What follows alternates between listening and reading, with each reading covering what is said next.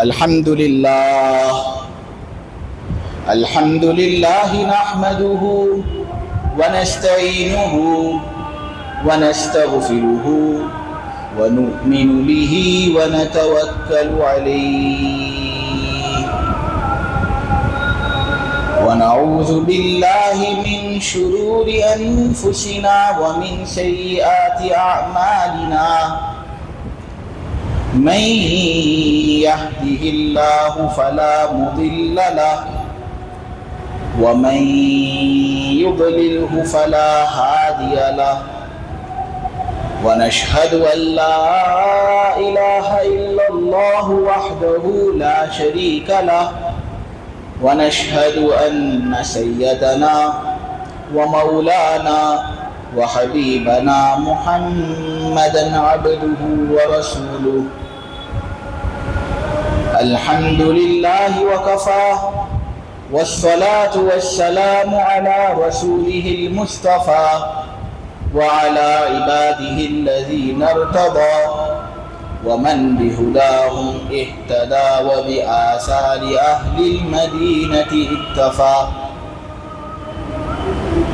أعوذ بالله من الشيطان الرجيم بسم الله الرحمن الرحيم إنا أوحينا إليك كما أوحينا إلى نوح صدق الله العظيم.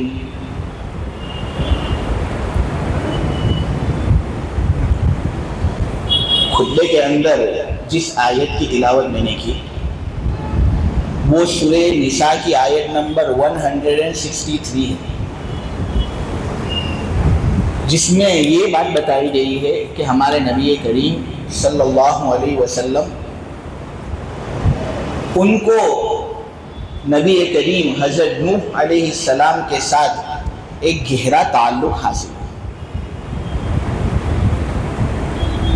نبی ہونے کے اندر، رسول ہونے کے اندر نوح علیہ السلام کی زندگی اور نبی کریم صلی اللہ علیہ وسلم کی زندگی کے اندر یکسانیت پائی جاتی ہے، کچھ سملیرٹیز ہیں دونوں کے درمیان۔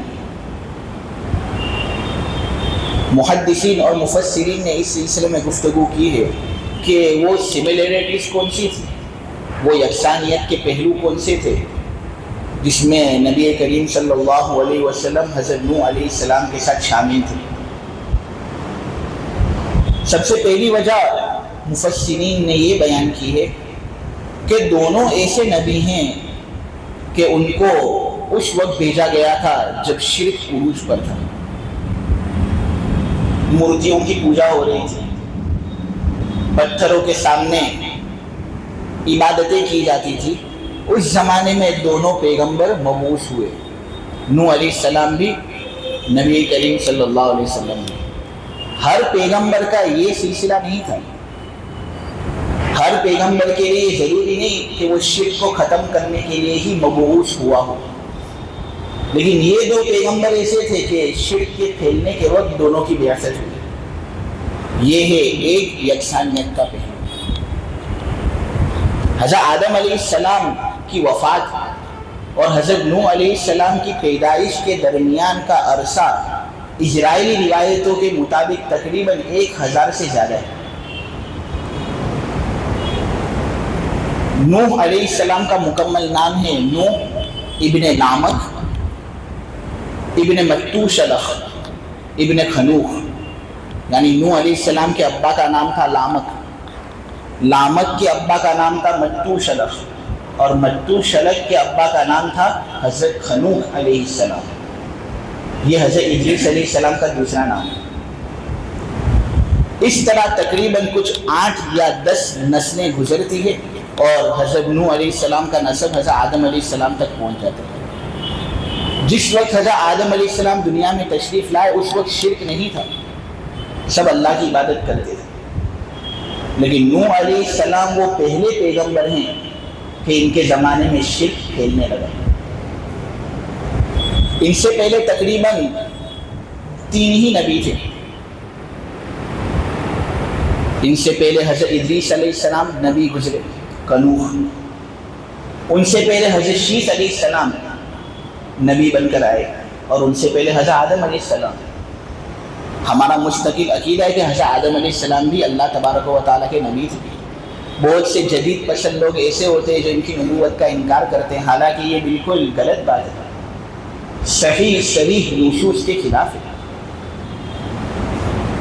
جب یہ دنیا کے اندر بھیجے گئے تو کیا کام کرنے ہیں، کیا کام نہیں کرنے ہیں، یہ باتیں کس نے آدم علیہ السلام کو بتائی؟ اللہ تبارک و تعالیٰ نے بتائی، کسی رسول کی وساطت کے بغیر۔ یہ دلیل ہے اس بات کی کہ آدم علیہ السلام نبی تھے، کہ اللہ تبارک و تعالیٰ ڈائریکٹ ان سے بات چیت کرنا نہیں۔ سورہ آل عمران کی آیت نمبر 33 کو آدمی دیکھے تو اس میں یہ بات لکھی ہوئی ہے، ان اللہ اصطفیٰ آدم و نوح وآل ابراہیم وآل عمران علی العالمین۔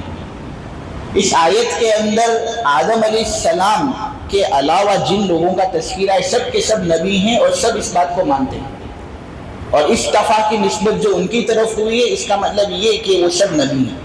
تو پھر آدم علیہ السلام کا کیوں انکار ہے؟ وہ بھی نبی تھے۔ اصطفیٰ کی نسبت انہی لوگوں کی طرف کی جاتی ہے عامتاً جو اللہ تبارک و تعالیٰ کے نبی ہوتے ہیں، حضرت آدم علیہ السلام کی طرف اس کی نسبت ہوئی۔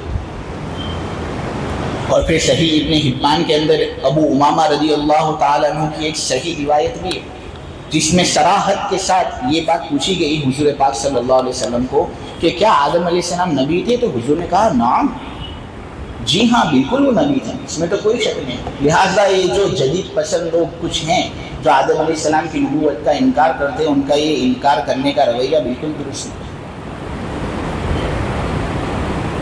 کہنے کا مقصد اور منشا تو یہ ہے کہ نوح علیہ السلام سے پہلے 3 نبی تھے، نمبر 1 ادریس علیہ السلام، نمبر 2 شیث علیہ السلام، اور نمبر 3 آدم علیہ السلام۔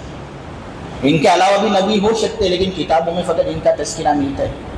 حضرت نوح علیہ السلام وہ پہلے نبی ہیں جن کو مشرکین کی طرف بھیجا گیا۔ میرے عزیز و مفاتیح الغیب کے اندر یہ بات لکھی ہوئی ہے کہ جب نوح علیہ السلام کی قوم پر عذاب آیا نا تو تنور سے پانی ابلنا شروع ہو گیا۔ مفاتیح الغیب کے اندر ہے کہ وہ تنور کہاں تھا معلوم ہے؟ ایک کو یہ کہ وہ تندور ہندوستان میں تھا، اور ہندوستان سے پانی ابلنا شروع ہوا۔ معلوم یہ ہوتا ہے کہ نوح علیہ السلام کو جس بستی کی طرف بھیجا گیا تھا وہ ہندوستان تھا۔ کہنے کا مقصد اور منشا یہ ہے کہ یہ مورتیوں کی پوجا کرنے کا جو سلسلہ یہاں اس دیش میں ہے نا، نوح علیہ السلام سے چلتا آ رہا ہے، اور وہ بیماری جو بہت ٹائم سے لگی ہوئی ہو اس کا علاج آسانی سے ہوتا نہیں۔ خیر ہمیں تو کوشش کرنی ہے، دعا کرنی ہے، یہ ہمارا کام ہے۔ ایک کو یہ ہے کہ نوح علیہ السلام کی بعثت عراق کے اندر ہوئی اور عراق کے اندر شرک کا ماحول تھا، تو جس طرح نوح علیہ السلام اس وقت مبعوث ہوئے جب شرک پھیل رہا تھا، نبی کریم صلی اللہ علیہ وسلم کا حال بھی ایسا ہے۔ میرے عزیزو، توحید کا مقام، توحید کا شعار کعبۃ اللہ، اسی کے ارد گرد نبی کریم صلی اللہ علیہ وسلم کے زمانے میں 360 بت رکھے ہوئے تھے، ہر قبیلے کے لیے اس کا خاص بت۔ آج اگر سعودی کے اندر بھی مورتی ملنا بہت مشکل ہے، مکہ کے اندر اگر تم جاؤ تو وہاں پر مورتی کوئی دکھے گی نہیں، لیکن وہاں پر حضور کے زمانے میں کعبے ہی کے ارد گرد 360 بت رکھے ہوئے تھے۔ دلیل ہے اس بات کی کہ حضور جب بھیجے گئے تھے تب شرک عروج پر تھا۔ بخاری کے اندر حضرت ابو رجاء العطاردی کی روایت ملتی ہے، اس کے اندر حضرت یہ فرماتے ہیں کہ زمانہ جاہلیت میں ہمارا حال یہ تھا کہ ہم پتھر لیتے تھے اور اس کو ہم ہمارا خدا سمجھ لیتے تھے، حالانکہ میرے عزیز و پتھر کے اندر کیا ہوتا ہے، یہ لوگ اس کے سامنے جھکتے ہیں، اس کے سامنے اپنے ہاتھ پھیلاتے ہیں اور یہ سمجھتے ہیں کہ یہ ہم سے تکلیف کو دور کریں گے۔ اگر ان کے کھانے پر ایک مکھی بھی آ جائے تو وہ مکھی کو دور کرنے پر ان کو قدرت حاصل نہیں، استطاعت اور قوت حاصل نہیں، وہ تم سے کیا تکلیف دور کریں گے۔ جو چیز بے جان ہے وہ جانداروں سے غالب ہو، یہ کوئی چیز ایسی ہے جو سمجھ میں ہی نہیں آتی، لیکن پھر بھی لوگ اندھے بن کر اس سلسلے کے پیچھے پڑے ہوئے۔ حضور کا یہی مقصد اور منشا تھا، حضور کا یہی مشن تھا کہ یہ مورتیوں کی پوجا کیوں کرتے ہیں، لیکن اس مشن ہی کو ہم اور آپ بھولے ہوئے۔ ہم سب کچھ کرتے ہیں مسلمانوں پر، ہماری محنت ہے، بہت اچھا ہے، لیکن ہمارے ہندو بھائیوں پر بھی ہماری محنت ہونی چاہیے، ہم دین کو ان تک پہنچائیں، حکومت کے دائرے کے اندر دین ان تک پہنچانا یہ ہمارا فریضہ ہے۔ ہاں، اگر حکومت ہمیں اجازت نہ دیتی ہو اور ہم دین ان پر پیش نہ کر سکتے ہوں تو پھر اس صورت میں کم سے کم ہم ان کے لیے دعا تو کر سکتے ہیں۔ لہٰذا ہمارے لیے یہ بات بہت ضروری ہے کہ ہم کم سے کم ان کی ہدایت کے لیے دعا کریں۔ یہی نبی کریم صلی اللہ علیہ وسلم کا مشن تھا۔ حضور پاک صلی اللہ علیہ وسلم کو تو ایسے لوگوں کی طرف بھیجا گیا تھا جو بہت اگرے تھے، لیکن نبی کریم صلی اللہ علیہ وسلم نے ان پر کبھی محنت چھوڑی نہیں۔ حضور لگاتار ان پر محنت کرتے رہے، یہاں تک کہ پھر وہ صحابہ بن گئی اور نبیوں کے بعد سب سے زیادہ افضل مخلوق ان کو قرار دیا گیا۔ زمانہ جاہلیت کے اندر ایک جنگ ہوئی تھی، جس جنگ کا نام تھا حرب البسوس۔ میرے پیارو، وہ جنگ مسلسل 30 سال تک رہی تھی، اور اس کی وجہ آپ کو معلوم ہے؟ اس کی وجہ یہ ہے کہ ایک اونٹنی نے ایک دوسرے آدمی کے پرندے کے انڈے کو کچل دیا تھا۔ اس وجہ سے 30 سال تک مسلسل جنگ رہی، عورتیں بیوہ ہوئی، بچے یتیم ہوئے۔ اسی طرح زمانہ جاہلیت میں ایک جنگ تھی، جس جنگ کا نام تھا حرب داحس والغبرہ۔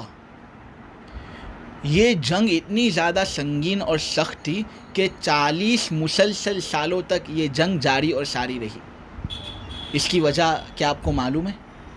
اس کی وجہ میرے پیاروں یہ ہے کہ ایک آدمی کا گھوڑا ریس کے اندر دوسرے آدمی کے گھوڑے پر غالب آ گیا، تو چونکہ ایک گھوڑے کو شکست ہوئی، دوسرا گھوڑا غالب آ گیا، اس وجہ سے یہ جنگ شروع ہوئی اور 40 مسلسل سالوں تک یہ قتل و قتال جاری اور ساری رہا۔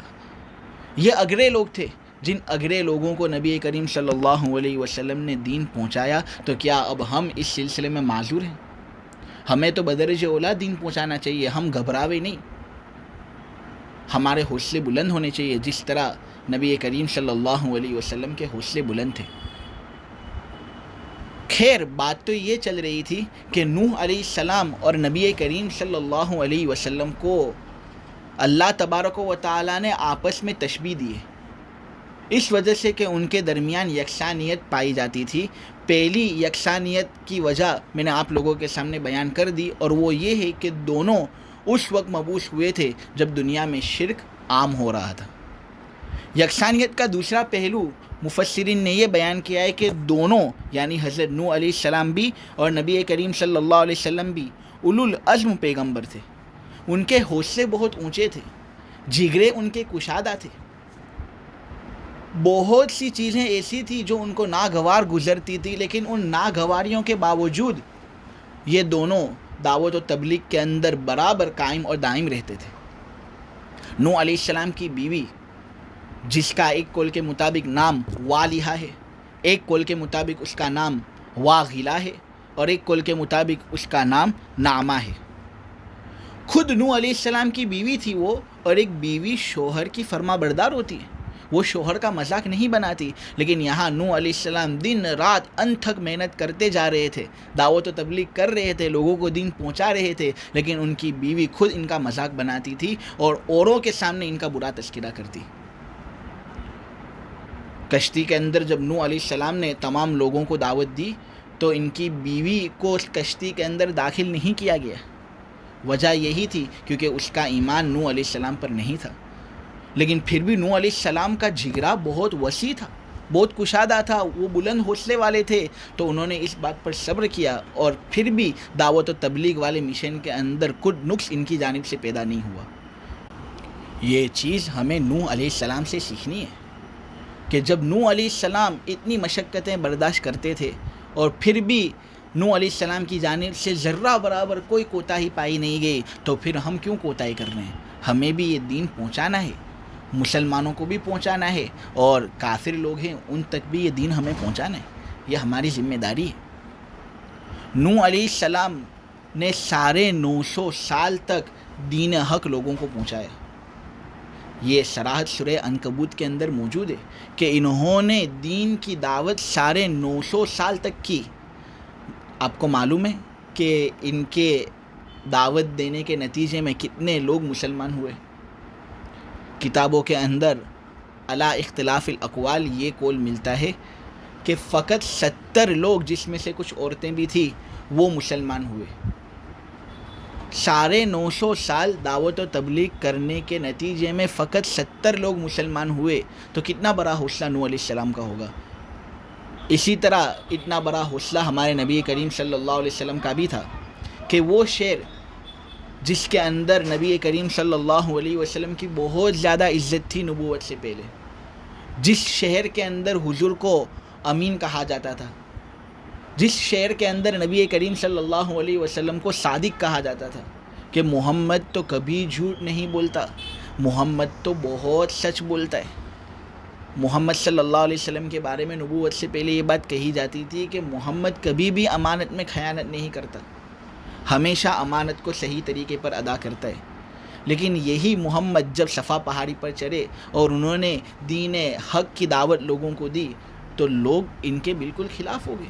خود ان کے چچا اور ان کی چچی نے خوب برا بھلا ان کو کہنا شروع کر دیا، حتیٰ کہ محمد صلی اللہ علیہ وسلم کا نام تو محمد ہے، جس کا ترجمہ ہوتا ہے قابل تعریف۔ خواہ کوئی تعریف کرے اس کی یا نہ کرے، وہ تو ہیں ہی قابل تعریف، یہ محمد کے نام کا مطلب ہے۔ لیکن ان کے چچا اور ان کے چچی ان کو محمد نہیں کہتے تھے بلکہ مذمم کہتے تھے، یعنی یہ آدمی قابل تعریف نہیں ہے، یہ آدمی تو قابل مذمت ہے۔ لیکن پھر بھی نبی کریم صلی اللہ علیہ وسلم نے اپنا حوصلہ بلند رکھا، صبر سے کام لیا اور لوگوں کو یہ صحیح دین پہنچایا۔ تو ہمیں نبی کریم صلی اللہ علیہ وسلم کی ذات اقدس سے یہ سبق لینا ہے۔ یہ نوح علیہ السلام اور نبی کریم صلی اللہ علیہ وسلم کے درمیان یکسانیت کا دوسرا پہلو آپ لوگوں کے سامنے بیان کیا کہ یہ دونوں بہت بلند حوصلہ رکھنے والے تھے۔ یکسانیت کا تیسرا پہلو دونوں کے درمیان میرے عزیزو یہ ہے کہ وہ دونوں اللہ کے نبی تو تھے ہی، لیکن ساتھ ساتھ اللہ تبارک و تعالیٰ کے رسول بھی تھے۔ نبی اور رسول کے درمیان بعض علماء کے نزدیک فرق ہے تو بعض علماء کے نزدیک فرق نہیں۔ علامہ شیخ سعد الدین تفتازانی رحمۃ اللہ علیہ نے شرح عقائد کے اندر اپنا مذہب یہ نقل کیا ہے کہ رسول اور نبی کے درمیان کوئی فرق نہیں، بلکہ جو رسول وہ نبی ہوتا ہے، جو نبی ہوتا ہے وہ رسول ہوتا ہے۔ بس فرق یہ ہے کہ اگر یہ تم سمجھو کہ اس آدمی کو بھیجا گیا ہے اللہ تبارک و تعالیٰ کی طرف سے تو وہ رسول ہوتا ہے، اور اگر تم یہ سمجھو کہ وہ آدمی اللہ تبارک و تعالیٰ کی باتیں لوگوں کے سامنے بیان کرنے والا ہے تو وہ نبی ہوتا ہے، ورنہ رسول اور نبی کے درمیان کوئی بنیادی فرق نہیں۔ جبکہ جمہور علماء امت کے نزدیک بات یہ ہے کہ دونوں کے درمیان فرق ہے، نبی الگ ہوتا ہے، رسول الگ ہوتا ہے۔ خیر اس سلسلے میں بہت سارے اقوال کتابوں کے اندر موجود ہے، کچھ اہم اقوال آپ لوگوں کے سامنے میں بیان کر دوں۔ پہلا قول اس سلسلے میں یہ ہے جو شیخ جلال الدین محلی رحمۃ اللہ علیہ کی جانب سے منقول ہے، وہ یہ کہتے ہیں کہ نبی اس آدمی کو کہتے ہیں جس کو شریعت کی وحی بھیجی گئی ہو لیکن اس کو تبلیغ کا حکم نہ دیا گیا ہو، جبکہ رسول اس آدمی کو کہتے ہیں جس کی طرف شریعت کی وحی بھیجی گئی ہو اور اس کو تبلیغ کا حکم بھی دے دیا گیا ہو کہ یہ شریعت اب تمہیں لوگوں تک پہنچانی ہے۔ تو دونوں کے درمیان فرق یہ ہے کہ نبی کو تبلیغ کا حکم نہیں دیا جاتا جبکہ رسول کو تبلیغ کا حکم دیا جاتا ہے۔ یہ شیخ جلال الدین محلی رحمۃ اللہ علیہ کا قول ہے، لیکن اس قول کی تقلید ہمارے علماء نے کی ہے۔ محمد احمد کنعان نے قرۃ العینین علی تفسیر الجلالین کے اندر یہ بات لکھی ہے کہ اگر نبی کو تبلیغ کا حکم نہ دیا جاتا تو کیوں بہت سے انبیاء ہمیں ایسے ملتے ہیں جنہوں نے تبلیغ کی اور تبلیغ کے نتیجے میں ان کو قتل کیا گیا۔ اگر واقعتاً ان کو تبلیغ کا حکم نہ دیا جاتا تو پھر اس صورت میں وہ تبلیغ نہ کرتے اور قتل نہ کیے جاتے، لیکن پھر بھی انہوں نے تبلیغ کو چوز کیا اور یہ رسالت اور یہ نبوت لوگوں تک انہوں نے پہنچائی۔ دلیل ہے اس بات کی کہ نبیوں کو بھی تبلیغ کا حکم دیا جاتا تھا۔ یہ کہنا کہ نبی کو تبلیغ کا حکم نہیں دیا جاتا تھا یہ ذرا محل نظر معلوم ہوتا ہے۔ شیخ سقاف نے عقیدۃ الطحاوی کی شرح کے اندر کچھ ایسی ہی بات لکھی ہے۔ تو یہ پہلا قول میں نے آپ لوگوں کے سامنے بیان کیا۔ دوسرا قول رسول اور نبی کے درمیان کیا فرق ہے اس سلسلے میں، وہ قول ہے جو ابن تیمیہ سے منقول ہے، جس کو انہوں نے نقل کیا ہے النبوات میں۔ النبوات کے اندر علامہ ابن تیمیہ رحمۃ اللہ علیہ یہ کہتے ہیں کہ رسول وہ ہوتا ہے جو مبعوث الی المخالفین یا مأمور بالجہاد ہوتا ہے، یعنی رسول وہ ہوتا ہے جس کو مخالفین کی طرف یا تو بھیجا جاتا ہے یا پھر اس کو جہاد کا حکم دیا جاتا ہے، اس کو کہتے ہیں رسول۔ اور نبی وہ ہوتا ہے جو عام ہوتا ہے، یعنی ضروری نہیں ہے اس کے لیے کہ وہ مبعوث الی المخالفین ہو یا مأمور بالجہاد ہو، اگر وہ مخالفین کی طرف نہ بھی بھیجا گیا ہو یا اس کو جہاد کا حکم نہ بھی دیا گیا ہو تو وہ آدمی نبی رہتا ہے، ہاں البتہ وہ رسول نہیں ہوتا۔ علامہ ابن تیمیہ کے قول سے یہ بات سمجھ میں آتی ہے۔ تیسرا قول جو سب سے زیادہ مشہور ہے اور معروف ہے وہ علامہ قونوی کا قول ہے، جو انہوں نے شرح عقائد کی شرح القلائد کے اندر نقل کیا ہے۔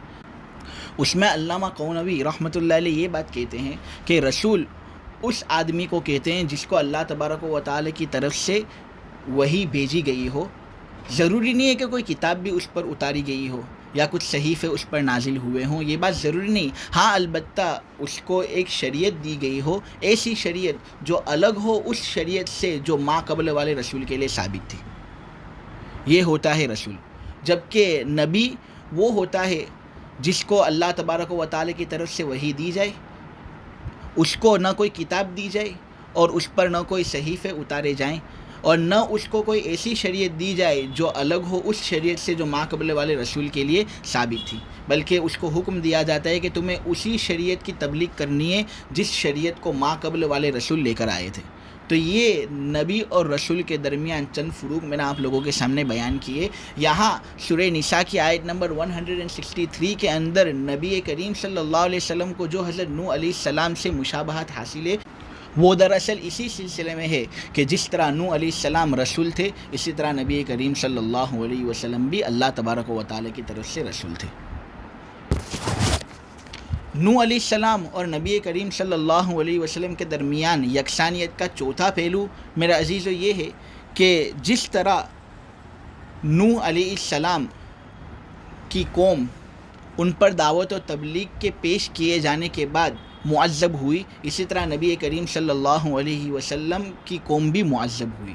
یعنی جس طرح نوح علیہ السلام نے لوگوں کو دین پہنچایا لیکن لوگوں نے اس دین کا انکار کیا تو اللہ تبارک و تعالی نے ان کو سخت سے سخت عذاب کے اندر مبتلا کیا۔ نبی کریم صلی اللہ علیہ وسلم کی امت کا بعض حصہ بھی ایسا ہے کہ انہوں نے چونکہ دین کا انکار کیا تھا، بغاوت اور سرکشی پر اتر آئے تھے، تو اللہ تبارک و تعالی نے ان کو بھی عذاب دیا۔ نوح علیہ السلام کی قوم کا عذاب جو منقول ہے وہ تو ہے ہی عجیب و غریب۔ پوری دنیا کو اللہ تبارک و تعالی نے طوفان کے اندر مبتلا کر دیا تھا اس عذاب میں، اور اللہ تبارک و تعالی نے پوری دنیا کو کافر کے وجود سے پاک کر دیا تھا۔ یہ اتنا خطرناک اور سنگین عذاب تھا کہ کہنے والے کہتے ہیں، لکھنے والے لکھتے ہیں کہ جب یہ طوفان آیا تو ختم ہونے کے اندر ہی اس کو 6 مہینے لگے، اور تورات کے بعض نسخوں کے اندر تو یہ بات لکھی ہوئی ہے کہ یہ طوفان مسلسل 5 ماہ 40 دن تک رہا تھا۔ ہمارے علماء یہ بات لکھتے ہیں کہ 10 رجب کو جب یہ طوفان شروع ہوا تو ڈائریکٹ پھر 10 محرم کو یہ طوفان ختم ہوا۔ پھر نوح علیہ السلام نے شکرانے کے طور پر روزہ بھی رکھا تھا، شاید جو 10 محرم کو جو روزہ رکھنا مسنون ہے اس کا سلسلہ حضرت نوح علیہ السلام کے زمانے ہی سے ہو اور مناسبت یہی ہو جو میں نے آپ لوگوں کے سامنے بیان کی۔ جب یہ طوفان بالکل ہلکا ہوا تو یہ کشتی جو ہے وہ جودی پہاڑ پر ٹھہری۔ پیدائش جو تورات کا ایک نسخہ ہے اس کے اندر یہ بات لکھی ہوئی ہے کہ ارارات نامی پہاڑی سلسلہ ہے، اس سلسلے میں ایک پہاڑ کا نام ہے جودی، اس پر نوح علیہ السلام کی ایک کشتی ٹھہری تھی۔ اگر جودی پہاڑ کا کوئی ناپ لینا چاہے تو تفسیر ماجدی کے اندر یہ بات لکھی ہوئی ہے کہ زمین سے 3000 فٹ اونچا پہاڑ ہے یہ۔ تمام تفصیلات سے اس بات کا علم ہوتا ہے کہ جب نوح علیہ السلام کی قوم پر موجودہ طوفان ہلکا ہوا تب وہ زمین سے 3000 فٹ لمبا تھا، تو پھر جب عروج پر تھا یہ طوفان تو یہ کس طرح غضب کا مظاہرہ کر رہا ہوگا، اس سے کامل طریقے سے واقفیت اللہ تبارک و تعالیٰ کی ذات ہی کو حاصل ہے۔ نیز نبی کریم صلی اللہ علیہ وسلم کی بات کو جب ان کی قوم نے نہیں مانا تو اللہ تبارک و تعالیٰ نے عذاب بدر کے اندر ان کو بھی مبتلا کیا۔ چنانچہ یہ جب جنگ ہوئی مسلمان اور کافر لوگوں کے درمیان تو قریش کی فوج کے اندر میرے عزیزو 1000 لوگ موجود تھے اور یہاں مسلمان کی فوج کے اندر صرف 313۔ قریش کا ہر سپاہی لوہے کے اندر غرق ہتھیاروں سے مسلح، لیکن یہاں مسلمان نہتے، سب کے پاس ہتھیار بھی نہ تھے۔ باری باری روزانہ 10 اونٹ ذبح کر کے قریش کے پیٹوں کے اندر دھکیل دیے جاتے تھے، لیکن یہاں مسلمان نہتے، فاقے کی حالت میں کئی وقت کے بھوکے تھے۔ یہ بات کہی جاتی ہے کہ قریش کی فوج کے اندر 100 سوار تھے اور مسلمانوں کی فوج کے اندر فقط 2 گھوڑے تھے، لیکن اللہ تبارک و تعالیٰ کو ان کو عذاب دینا تھا، تو اس قلیل تعداد کے ذریعے سے بھی اللہ تبارک و تعالیٰ نے ان کو عذاب دلوایا، اور اللہ تبارک و تعالیٰ نے بہت سے لوگوں کو اس قلیل تعداد کے ذریعے سے ہلاک کیا۔ میرے عزیز و خلاصہ کلام آج کے اس بیان کا یہی تھا کہ نوح علیہ السلام اور نبی کریم صلی اللہ علیہ وسلم کے درمیان کچھ سملیرٹیز ہے، جن یکسانیت کے پہلو کے پائے جانے کی وجہ سے نوح علیہ السلام بھی اپنے مشن میں کامیاب ہوئے اور نبی کریم صلی اللہ علیہ وسلم بھی اپنے مشن کے اندر کامیاب ہوئے، لہٰذا ہم کو بھی ان کی طرح ہمارے مشن کے اندر کامیاب ہونا ہے اور یہ دین کافروں تک پہنچانا ہے۔ لہٰذا اس سلسلے میں ہمیں صبر بھی کرنا ہوگا، اس سلسلے میں ہمیں ہمارے سینوں کو کشادہ بھی رکھنا ہے اور خوب محنت سے ہمیں یہ دین مسلمانوں تک بھی پہنچانا ہے اور کافروں تک بھی پہنچانا ہے۔ اللہ تبارک و تعالیٰ کہنے کو قبول فرمائے، سننے کو قبول فرمائے، سب سے زیادہ عمل کی توفیق عطا فرمائے۔ وآخر دعوانا ان الحمد للہ رب العالمین۔